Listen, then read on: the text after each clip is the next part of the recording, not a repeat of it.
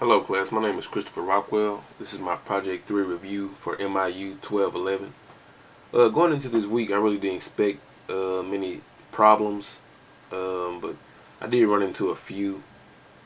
One mistake I made was thinking that we had to put the validation error messages at the top of the form here, right in this area.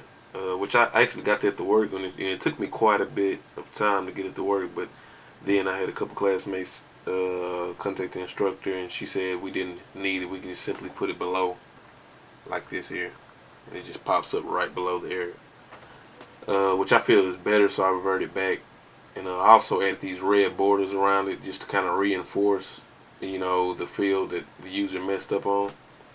But like I have my item name to validate. I have my number, my total cost, which is a number field. So if a user were to try to put letters in here, it would automatically catch it. And I actually got this default date, which I've done this with jQuery. I found the function where you can go in and automatically put the today's date in the pledge date area, and then the user could always go in and change it if they wanted to. Which that's really neat. And also have this time frame validating as well. I also have this amount saved. You just want to go in here and try to put in some, the wrong type of data.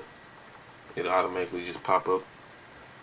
And that's pretty much it. So, if you submit, it'll highlight all the fields that are needed. Like so. But this week I had a lot of fun kind of implementing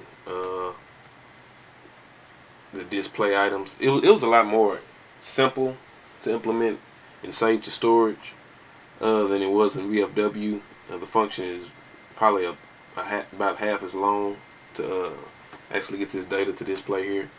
So you just hit it. There's no data in local storage, so default data was added as the data, and it simply has everything. Now I couldn't get the edit button to work properly. I almost got it, but it's not ready. So I'd rather not add it on there if it's not functioning properly. Now I have an escape hatch, which is this back, which brings you right back here. But you simply hit the delete button. It asks you, are you sure? If yes, it'll delete it. If you hit OK and cancel, it'll back out and it'll tell you no items were deleted. So let's try to delete one, which is the item name is Thunderbolt. Okay, it deletes that and goes straight to the next one. I had to where it'll refresh to kind of give you that feel that your item just was deleted, and it moves the next item up to the top item. Example is this is jacket up here,